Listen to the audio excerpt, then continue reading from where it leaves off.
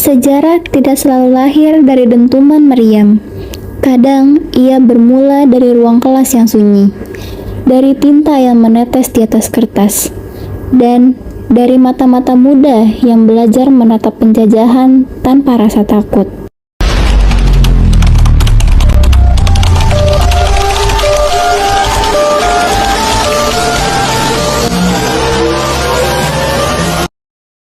Tahun 1908, di sebuah sekolah kedokteran di Batavia, sekelompok pelajar mulai menyadari bahwa penyakit terbesar negeri ini bukanlah demam atau wabah, melainkan ketakutan.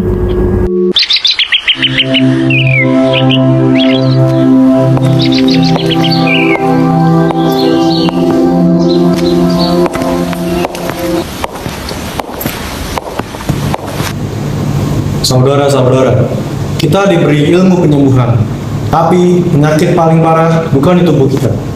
Penyakit itu bernama ketakutan. Ketakutan kepada siapa, Bung? Ketakutan pada penjajahan, pada nasib, bahkan pada diri sendiri. Tapi bagaimana kita mau melawan jika pena saja kita masih harus pinjam kepada mereka? Maka mulai hari ini, jadikan tinta sebagai pena kita. Tulis, pikir, dan bicaralah. Jangan tunggu izin untuk mencintai negeri sendiri.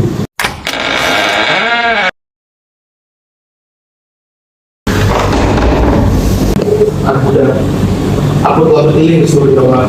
Para rakyat lamar bukan karena mereka malas, tetapi mereka kehilangan keyakinan.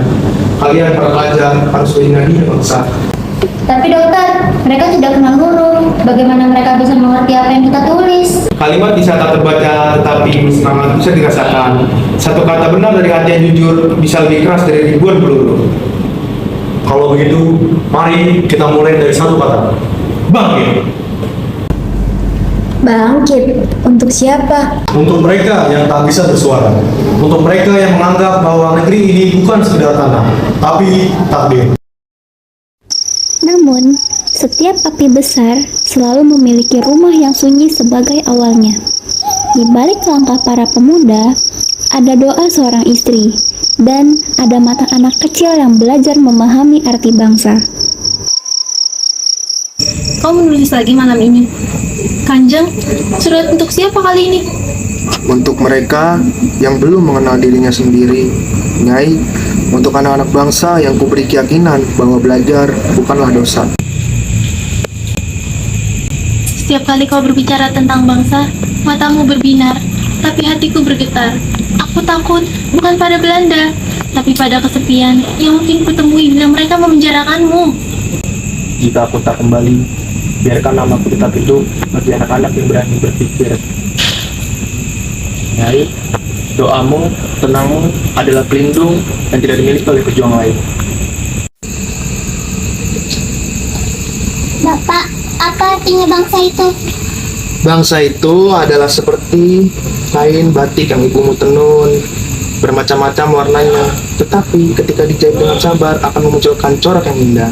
Dan benangnya? Benangnya adalah cinta, cinta karena tempat kita berdiri. Dokter, ini dari murid-murid di Batavia. Katanya mereka ingin mendirikan perkumpulan baru. Budi Utomo, mereka telah mulai. Semoga Tuhan menjaga setiap langkah mereka. Semoga bangsa ini belajar percaya pada diri sendiri, seperti aku percaya pada kalian. Dari ruang keluarga, api itu berjalan ke pasar dan kedai kopi. Di antara cangkir kopi hitam dan hujan yang reda, rakyat kecil mulai menemukan suaranya. Mereka bukan bangsawan, bukan pula tentara, hanya pedagang, guru, dan penulis yang menolak tunduk lebih lama. Dulu, aku hanya pedagang batik. Tapi setelah melihat saudara-saudara kita dibayar tidak adil oleh tuan-tuan Belanda itu, hatiku bergejolak. Perlawanan besar lahir dari perasaan kecil yang kau sebut gejolak. Dari kedai sederhana seperti ini, bisa lahir cita-cita yang menguncang Batavia. Mein Herr Joko, kau bicara tentang keadilan, tapi negeri ini hidup dengan ketertiban yang kami jaga. Ketertiban tanpa keadilan hanyalah rantai yang lebih halus, Nyonya Lestari. Junas, kalian orang Hindu selalu berpikir tentang hati, tapi dunia ini digerakkan oleh hukum, bukan perasaan. Jika hukum dibuat untuk menindas, maka rakyat akan menciptakan hukumnya sendiri. Saudara-saudara, Islam mengajarkan persaudaraan, bukan penaklukan. Kita belajar, kita dagang, tapi jangan biarkan siapapun memadamkan martabat kita. Oh, kalau semua pemuda tahu arti kata martabat, mungkin tidak ada lagi yang menunduk di hadapan cambuk Belanda. Suatu hari nanti kita akan berbicara bukan sebagai pedagang atau pelajar, tapi sebagai bangsa. Setiap kopi yang kita minum hari ini adalah doa yang belum terkabul untuk kemerdekaan.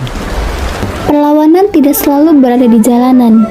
Kadang ia tumbuh di ruang tamu yang megah, di antara ayah yang ingin bertahan dan anak yang ingin berdiri. Karena generasi baru selalu lahir dari keberanian untuk berbeda dengan masa lalu.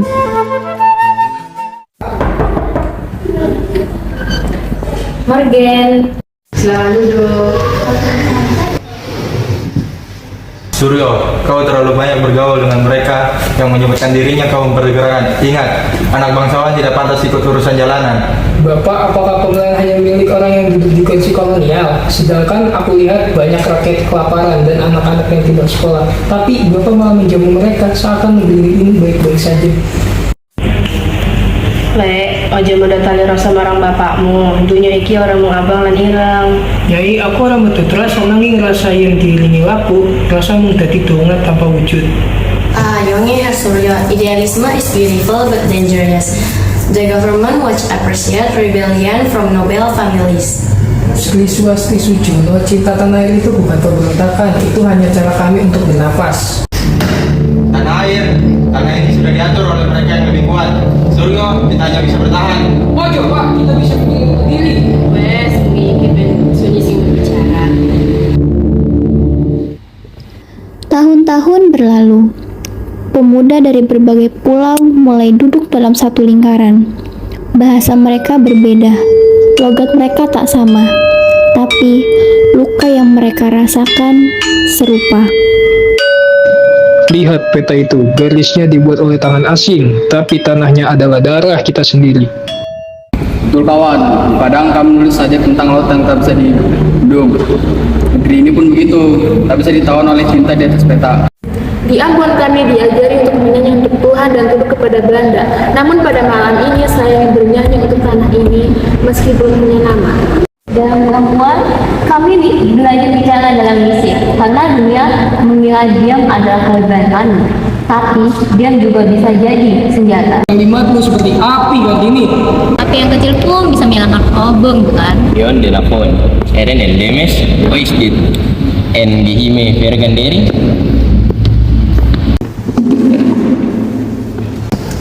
Tidak rahasia Tuhan, sekumpulan anak muda yang belajar mencintai tanah yang mereka pijak.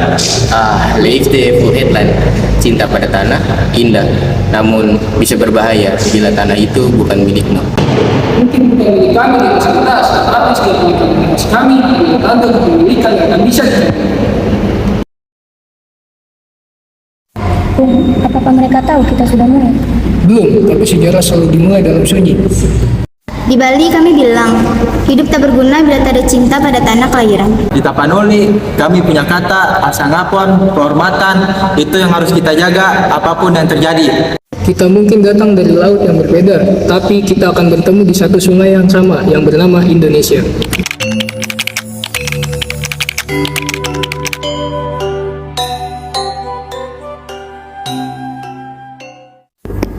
Tulisan menjadi senjata, mesin cetak menjadi denyut jantung.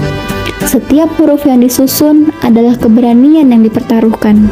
Mereka tahu, menulis bisa berarti penjara, tapi diam berarti kematian yang lebih panjang. Juli jungin hemen fu in Juli nongen. Kalian muda dan berapi-api, namun api itu harus tahu arah angin. Kalau arah anginnya selalu ditiup dari negeri Tuhan, bagaimana bisa kami bernafas sendiri? Aku pikir negeri ini lebih hidup daripada Eropa yang sebelah. Kalian bukan hanya sekedar menulis huruf, namun sejarah. huruf ini kecil, Pak. Tapi jika mereka semua digabung, mereka jadi suara. Einstein didn't want to stop it. Sampai kapan kita cetak diam-diam, Bung Amir? Belanda punya mata di setiap orang. Sampai tulisan hitam putih mesin lagi, sampai suara rakyat jadi percetakan sendiri. Judulnya Tanah yang Menunggu Nama. Keras tapi jujur. Biar keras, asal tak kehilangan arah.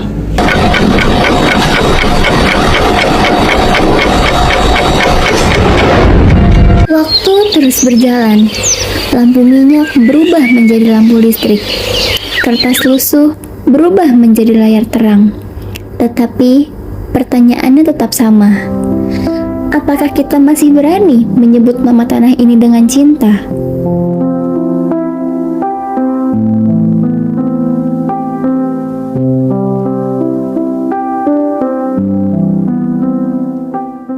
Pak, ini tulisannya siapa ya, Pak?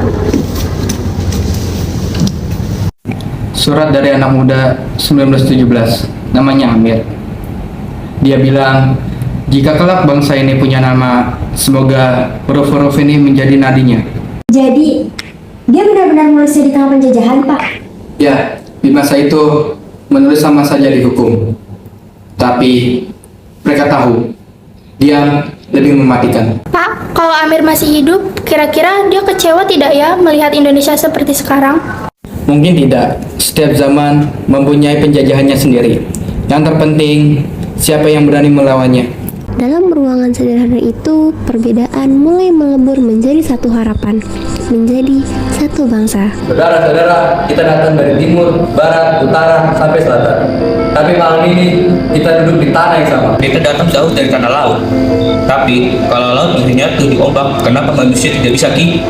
Karena kita belum punya pantai yang sama untuk pulang, guys. Mungkin karena kita belum menulis satu cerita yang sama.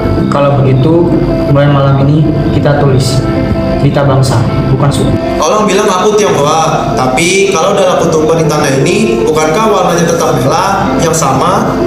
Dan kalau nanti aku pulang ke Belanda, mereka akan bilang kalau aku sudah terlanjur mencintai Hindia. Bah, di Tapanuli kami punya kata asa ngapon, yang artinya kehormatan. Itulah yang harus kita jaga, apapun taruhannya.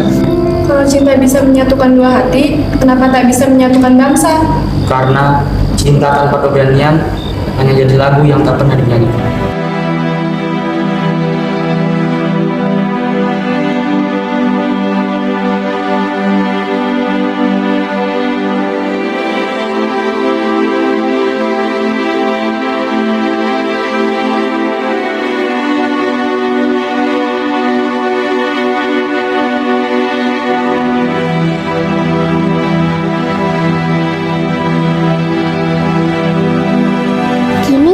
Itu tak lagi berasal dari minyak tanah, tapi dari jejak digital yang kita jaga. Di suatu pagi yang cerah, di halaman asrama yang tenang, membuka ruang bagi kata-kata yang terpendam tentang cinta dan kebebasan yang belum tercapai. Tanah ini tak meminta balas, hanya setia menunggu siapa yang berani menyebutnya ibu. Kenapa setiap tanah itu menggunakan seperti layang patah? Doa yang dipanjatkan di sana belajar sering hanya sampai di langit. Dan cinta di masa itu harus bersembunyi di balik rapat-rapat organisasi. lalu apa yang bisa disebut dengan suara keras? Kalau tangannya sudah bebas, saat itu mungkin engkau akan berhubung bukan lewat lisan, tapi lewat udara.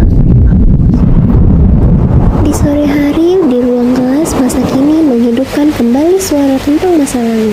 Pak, tulisan nama ini kayaknya bisa kita jadiin monolog di tumpukan teater nanti deh. Boleh nggak misal aku yang narasiin? Tentu boleh. Justru biar sejarah itu hidup di generasi baru kita. Tapi ingat, jangan lupa isinya. Biarkan tetap menjadi suaranya si Amir. Nanti kalau tampil bisa nggak apa-apa pakai lampu minyak biar kayak zaman itu.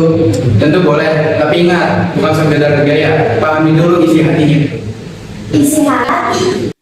Benar, sejarah tak pernah bicara lewat angka, tapi lewat perasaan orang-orang yang menulisnya. Kami datang dari berbeda bangsa, berbeda adat, tapi penjajah tak pernah bertanya dari mana kita lahir sebelum mereka menunggu kita. Kalau mereka tak peduli dengan asal kita masih mengucapkan dunia. Karena terlalu lama kita disuruh dan akhirnya kita lupa dengan bangsa kita sendiri. My father Zetek, bangsa tanpa ingatan adalah bangsa tanpa jiwa. Dan ingatan itu hari ini kita hidupkan kembali.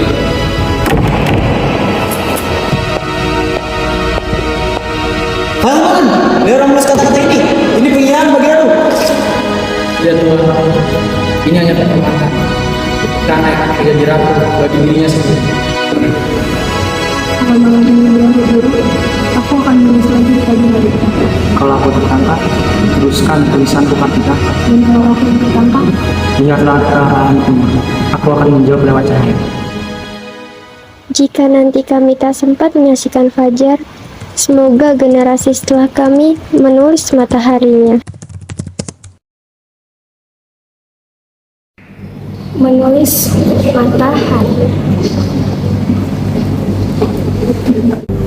Mungkin ini tugas kita, Pak. Dan setiap generasi akan selalu sinari sendiri. Tinta yang dulu tumpah karena ancaman, kini mengalir kembali sebagai ingatan. Sebab sebuah bangsa hanya akan mati jika tulisannya berhenti. Di tengah rapat rahasia dan patroli penjajah, tumbuh cinta yang tak sempat diumumkan. Cinta yang tak tahu mungkin tak akan memiliki masa depan, tapi tetap memilih hadir di masa kini. Karena bagi mereka, mencintai seseorang dan mencintai tanah air adalah keberanian yang sama.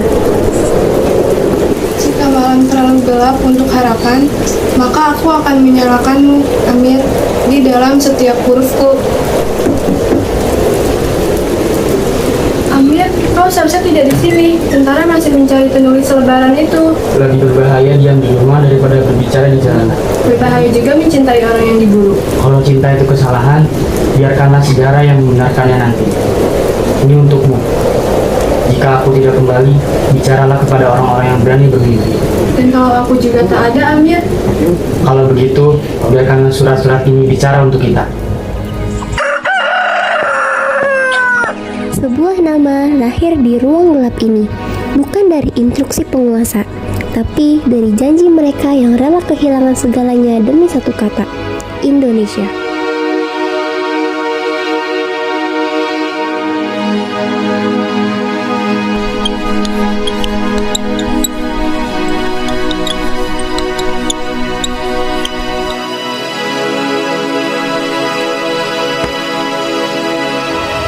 Kalau mereka menangkap kita, ini semua sia-sia. Tidak, yang sia-sia adalah orang yang tidak berani untuk memulai. Batavia sudah dijaga dengan ketat, tapi kata Indonesia ini sudah cukup untuk menguncang seluruh negeri. Nama itu bukan satu pulau. Ia lahir dari semua yang rela kehilangan demi satu arti. dan arti itu adalah kita sendiri. Ya, kita yang menulis, yang membaca, yang mencinta, semua diikat oleh satu cahaya. And live that not and hide.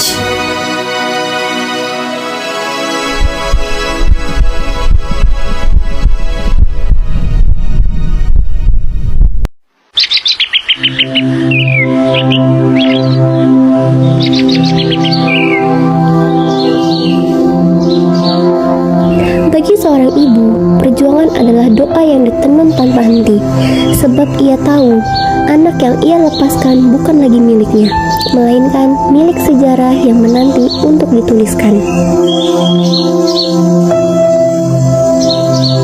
Anakku menulis untuk tanah yang belum sempat ia pijak seluruhnya, tapi aku tahu langkahnya dituntun oleh doa. Ibu, jika aku tiada, jangan tangisi tubuhku, tangisilah negeri yang belum sempat kusembuhkan. Dia menulis seperti ayahnya dulu dengan nyawa di ujung pena. Bu, apa Amir akan pulang? Dia mungkin tak pernah pulang ke rumah ini, nak. Tapi suatu hari, bendera yang ia bayangkan akan berkibar di atas langit rumah semua orang.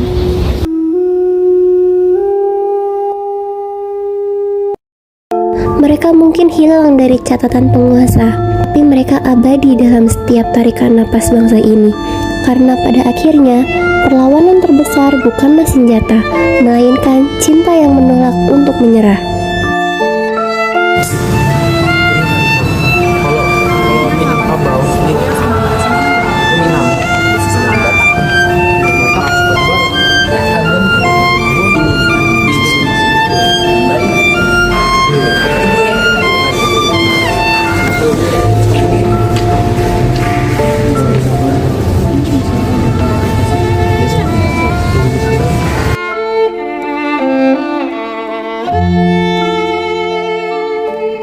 Besok mungkin kita akan hilang dari catatan sejarah, tapi sejarah tidak bisa ditulis oleh penguasa, melainkan oleh orang-orang yang berani berharap. Kalau sejarah melupakan kita, Tidak apa-apa, asal generasi setelah kita mengingat untuk apa kita pernah ada. Untuk nama yang belum resmi tapi sudah hidup di dalam hati ya. Untuk persatuan yang belum diterapkan, tapi sudah kita rasakan. Untuk tanah yang menampung semua bahasa, tetapi berbicara dengan sangat nurani. Dan untuk cinta yang tumbuh di selap perang, cinta pada tanah air, dan pada sesama yang berani. Iya, karena mungkin di ujung segala perlawanan yang tersisa hanya itu, cinta.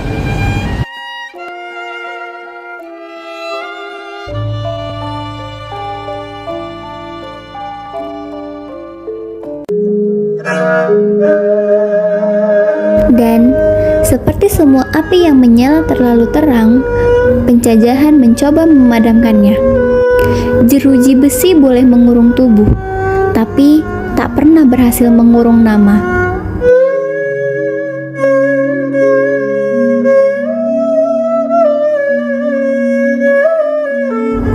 Di ruang batu yang dingin itu, seorang pemuda menulis dengan arang, bukan untuk dirinya, tapi untuk hari yang belum ia lihat.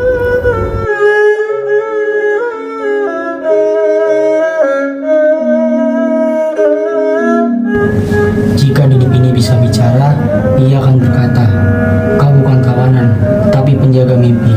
Kartika, apa kau masih menunggu di luar sana? aku menunggu, Amir. Di setiap huruf yang kamu tulis, aku ada.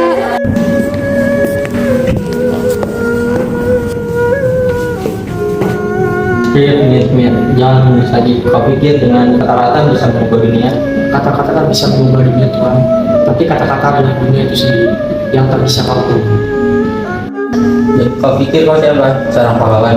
Bukan pahlawan, hanya seorang anak yang belajar memanggil nama ibunya sendiri.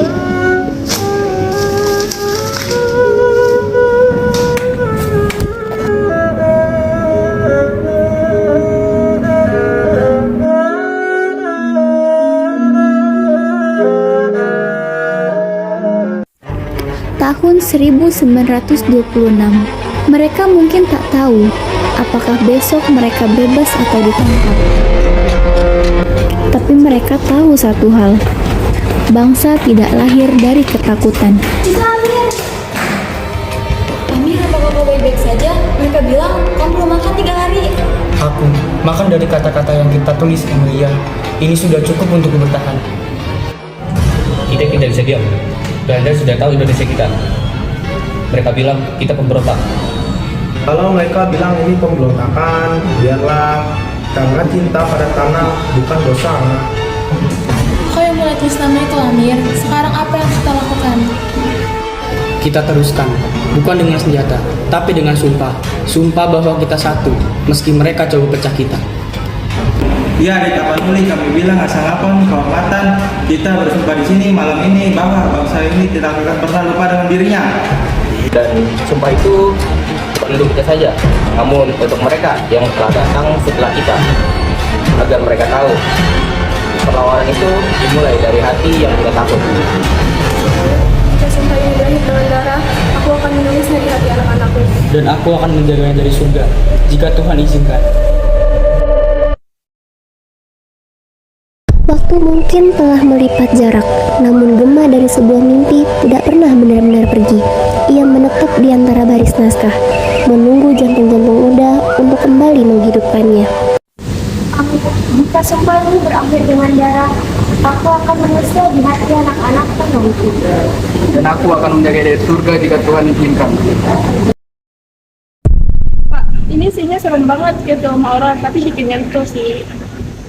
Bukan horor, nak. Ini sejarah. Orang-orang seperti Amir dan Kartika benar-benar hidup di tengah rasa ketakutan itu. Mereka menulis mimpi dengan nyaman. Dan sekarang, dengan adanya kata ini, tinggal kalian yang melanjutkan. Pak, apa Amir benar-benar mati di penjara?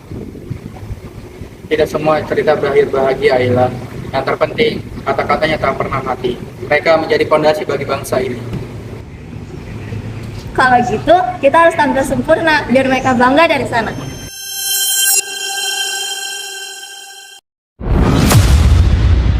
Sejarah tidak selalu lahir di atas meja perundingan yang tenang. Kadang, ia harus diperjuangkan di antara ranting yang tajam dan nafas yang tertahan. Karena sebuah bangsa tidak hanya butuh kata-kata untuk berdiri, ia butuh langkah yang menolak untuk mundur. Jalan besar itu sudah ditutup. Kalau kita mundur sekarang, kongres itu tidak akan pernah terjadi. Lewat hutan ini pun sudah dijaga. Berarti kita tidak lagi hanya membawa kata-kata. Kata-kata membawa kita sejauh ini. Tubuh kita akan membawa sejarah.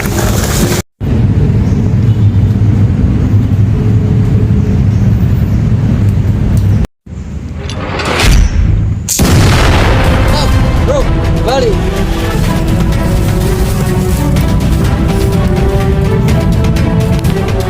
Di laut, jika ombak dihadang karang, ia tidak berhenti. Ia memeluk.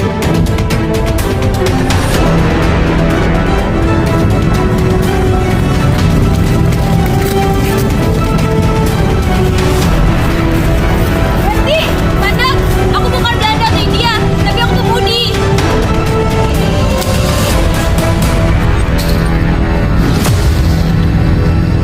Lo langsung buat cepat lo dari sini lah, cepat.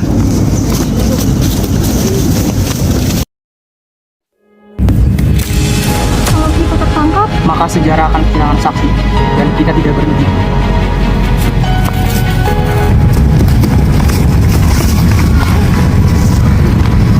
Hari ini kita belajar supaya itu tidak lahir dari ruang rapat saja.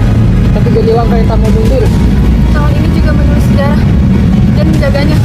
Ayo, Kongres menunggu. Indonesia menunggu.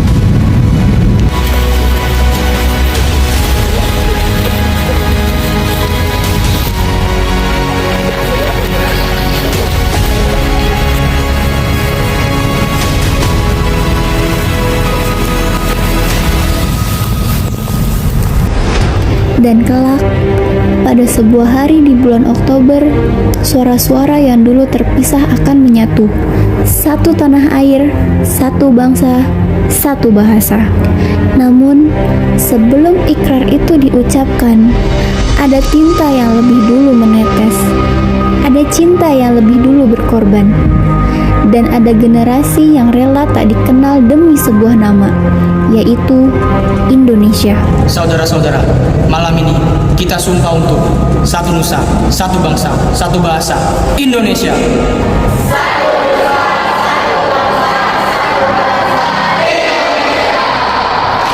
Dari Sofia hingga sini, kita telah belajar bahwa ilmu bukan untuk diri sendiri, tapi untuk bangsa.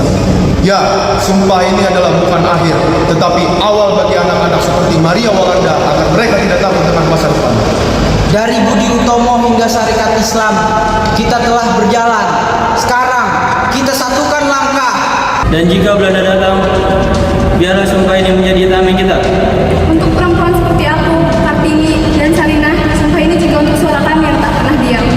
Oh, itu Koms. Jika kita sempat melihat wajah, semoga generasi setelah kita menulis matahari.